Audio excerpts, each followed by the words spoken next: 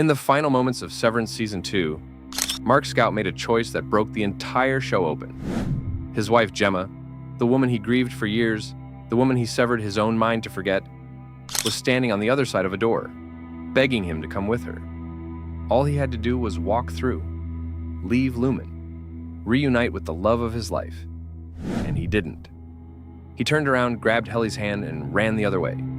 The internet exploded. Half the audience called it a betrayal. The other half called it the most honest moment in the entire series. And almost everyone missed what that choice actually reveals. Not about Mark, but about you. About the thing you call your identity. About whether the person you were 5 years ago and the person you are right now are actually the same human being. Because science has an answer to that question. And it's not the one you want to hear.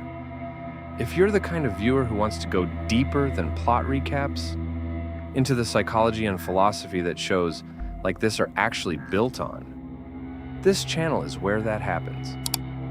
Subscribe and hit the bell so you don't miss what's coming when Season 3 drops. Let's start with what Severance is actually modeling, because it's not science fiction. It's a thought experiment that philosophers have been fighting about for centuries, dragged into a fluorescent-lit office building and given a Lumen coffee mug.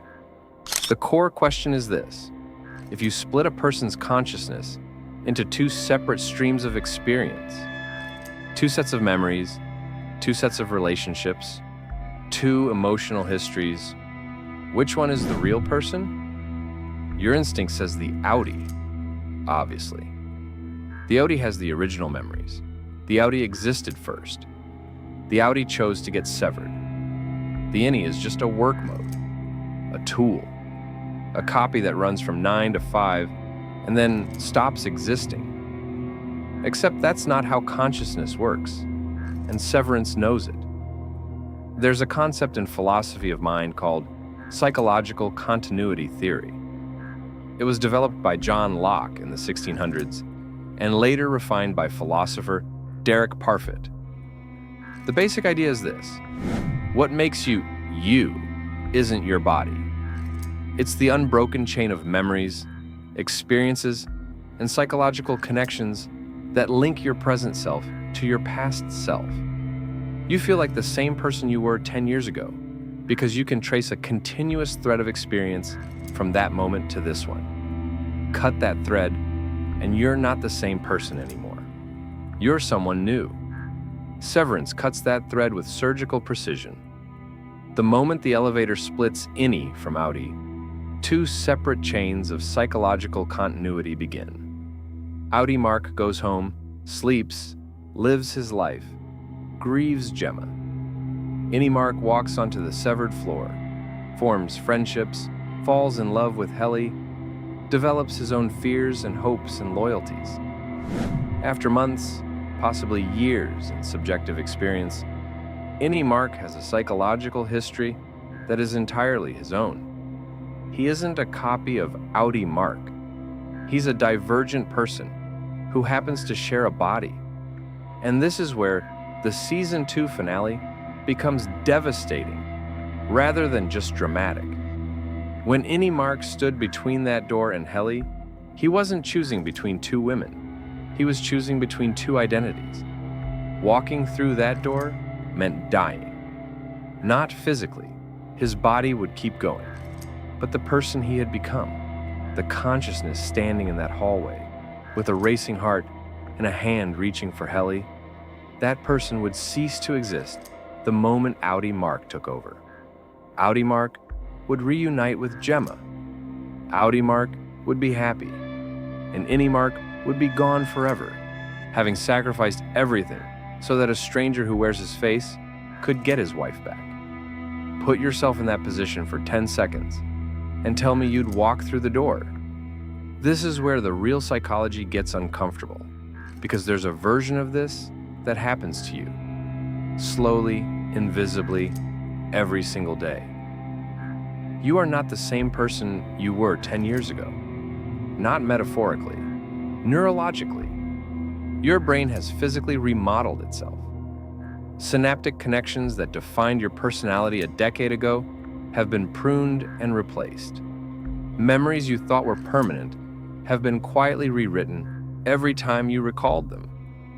The opinions you held, the people you loved, the things you feared, many of them have shifted so gradually you didn't notice the change. Psychologists call this the end of history illusion. Studies published in the journal Science showed that people consistently recognize how much they've changed over the past 10 years, but dramatically underestimate how much they'll change in the next 10.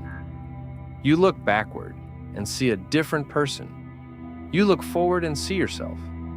That's the illusion. The person you'll be in 2036 might not share your values, your taste, your relationships, or your priorities.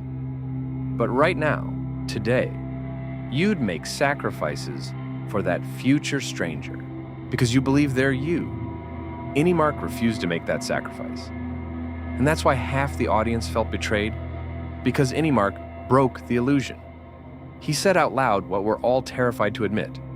The person I am right now matters more to me than the person I used to be or the person I might become. That's not selfish. That's the most psychologically honest statement anyone on the show has ever made. And the show isn't done exploring this. Season 3 has to confront the aftermath. Outie Mark will eventually regain control of his body. He'll learn that his innie, the version of himself he created to cope with grief, chose Helly over Gemma, chose to keep him trapped outside his own life. That's not just a plot conflict, that's a psychological civil war between two legitimate people living inside one skull, and neither of them is wrong. Meanwhile, Gemma is standing outside that door. She escaped Lumen. She's free. But the man she's reuniting with isn't the man who saved her. Outie Mark loves Gemma. Innie Mark loves Helly. The body standing in front of Gemma will say the right things, hold her the right way, cry the right tears. But somewhere underneath, there's a different man screaming to get back to someone else. Severance has turned one character into a living, breathing demonstration of what it means to be psychologically fractured, not by trauma, not by illness, but by design. If you think this is just a television show, consider this. We already live in a world that fragments identity by design. Your work self and your home self operate under different rules, different values, sometimes different moral codes. The version of you that performs in a corporate meeting and the version that reads bedtime stories to your kids share a body, but often share very little else. Severance just made the walls between those selves visible. And then it asked the question we spend our entire lives avoiding. If those walls ever came down, if every version of you had to sit in the same room and negotiate who gets to exist, who wins? Season 3 is going to answer that question for Mark, and I don't think any of us are ready for what that answer looks like. We'll be covering every episode of Season 3 on this channel the moment it drops.